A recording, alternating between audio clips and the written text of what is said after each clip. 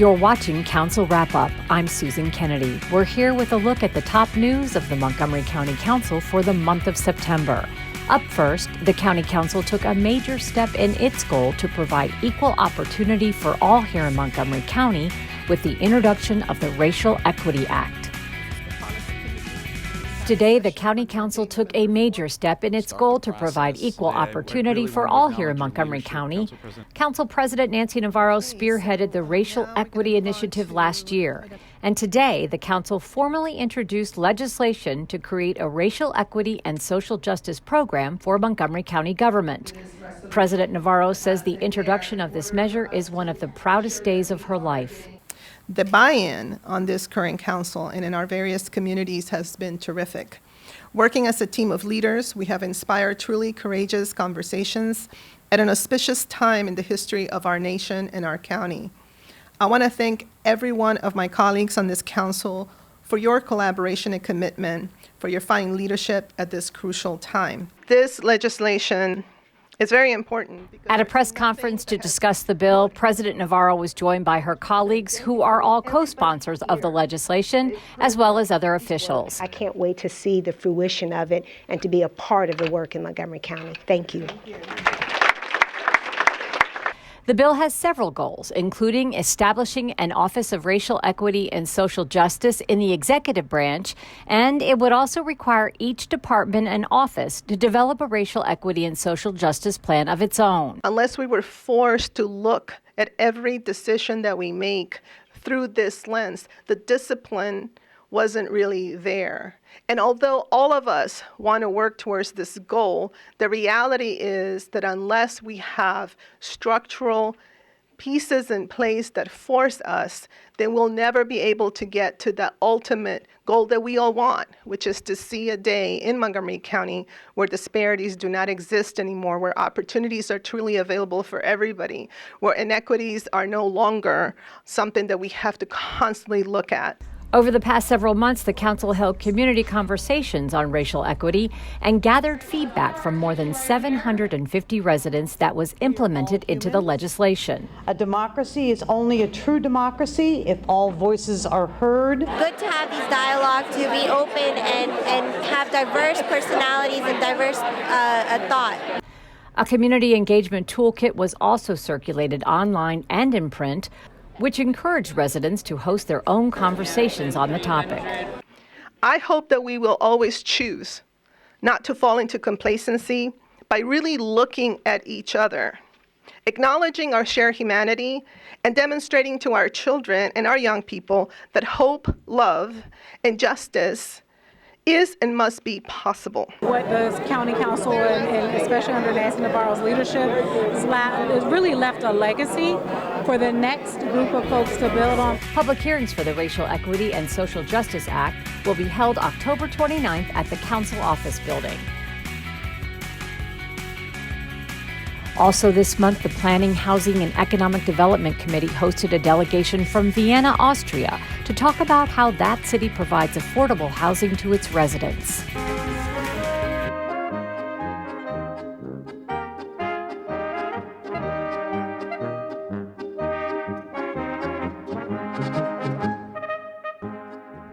Across the globe, Vienna, Austria frequently ranks among the cities with the highest quality of life. That grade is often attributed to its accessibility to transit, open space, and rents that would be unheard of here in the United States. More than 60% of Viennese live in subsidized or municipal rental flats, which translates to about 45% of the housing market. Well, we have a population of 1.9 million inhabitants right now. In total, about 1 million apartments in our city, and 200,000 of them are in the ownership of a non-profit or limited profited company, and 220,000 are in the ownership of the city of Vienna. The remainder of the units are privately owned. Social housing in Vienna has been evolving for close to 100 years. In Vienna, it all started before the First World War, at the end of the Austrian monarchy. Vienna was a very big city at that time, but the housing situation was a disaster. And the number of people who in the working class are had illness, were homeless. It was huge. So because of these experiences, after the First World War elected government then took great efforts to improve the housing situation. Vienna funds its housing construction through income tax revenue. The quota is regulated by federal law and amounts to about 1% of each resident's income.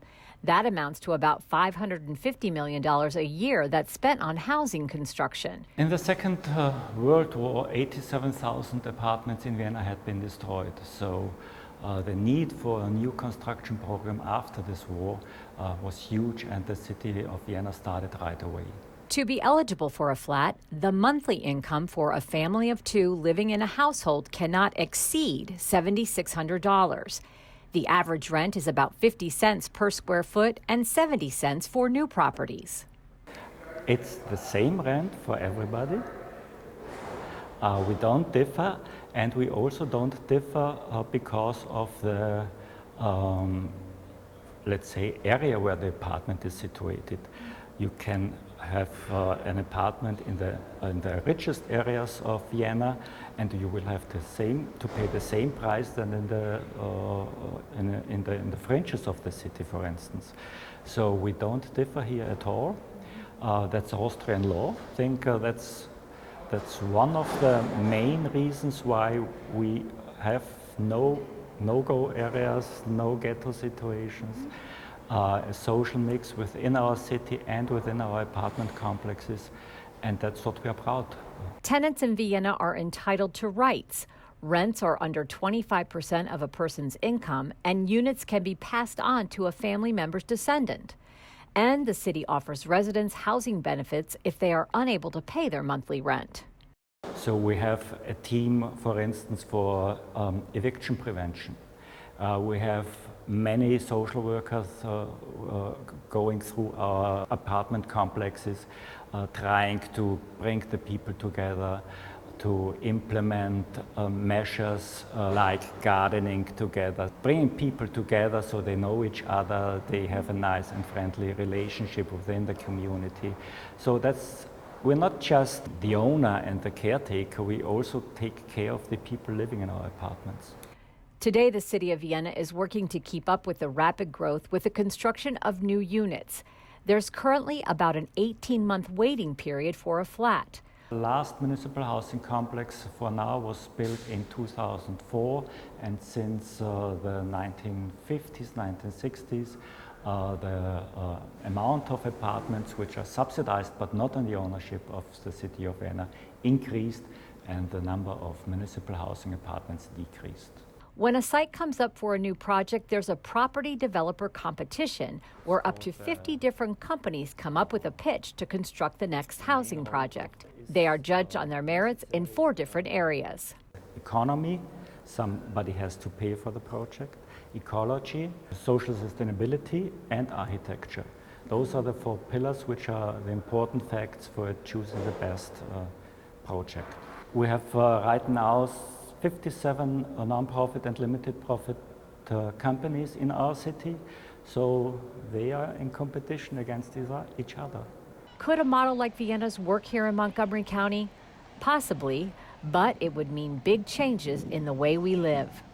I think the American way of life is totally different in that aspect, so it's not so easy to compare those situations.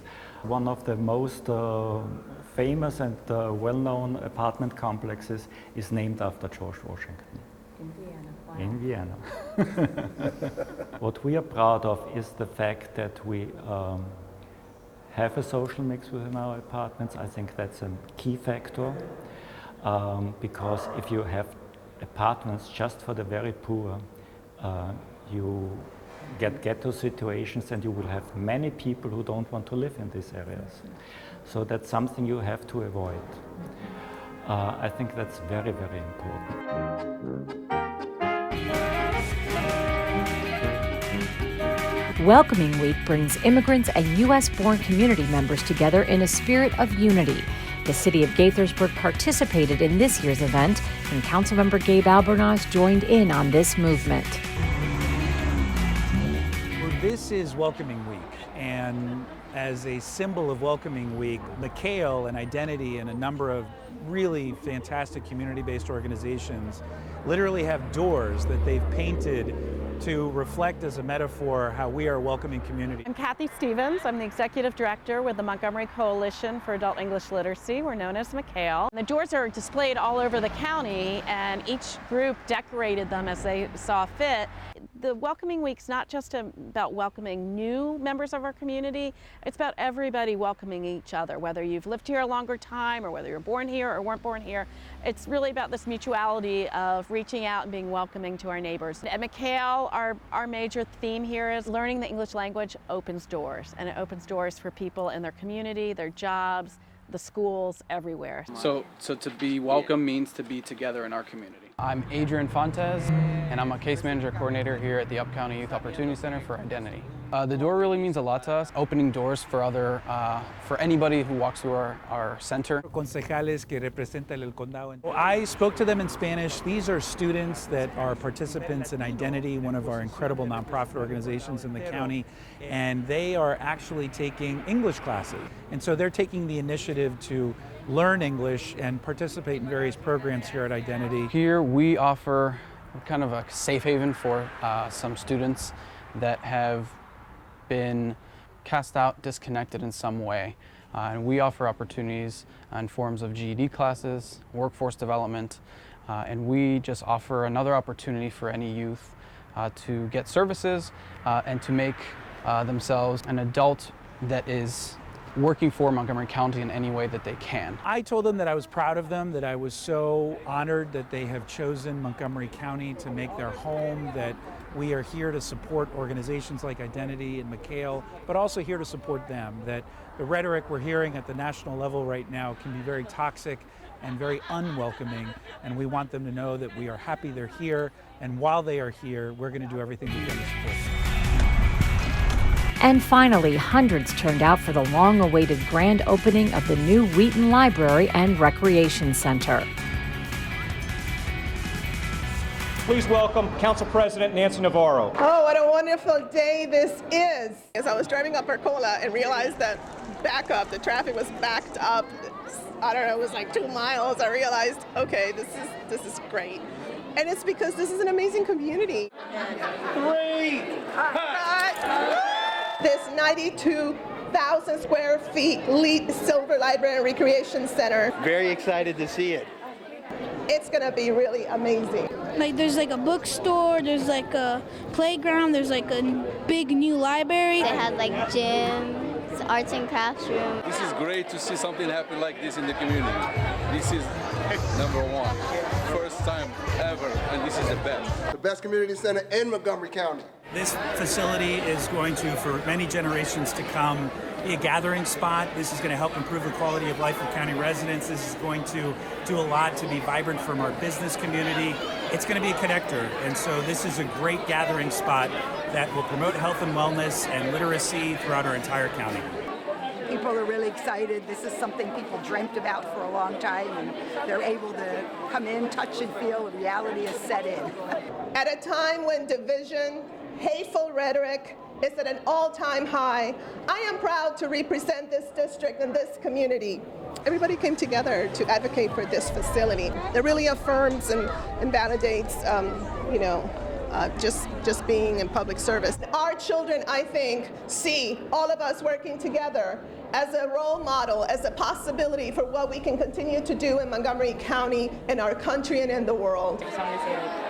I just have, I've been following, your political journey. So much appreciate you telling me all this, because it just warms my heart. You never know who you're affecting in what way, and so it is wonderful. It really affirms and validates, just being in public service, and the fact that this is happening in my last term, I'm really thrilled because I was worried that it wouldn't happen, but here we are. And I hope that this library will become one of the best libraries in America.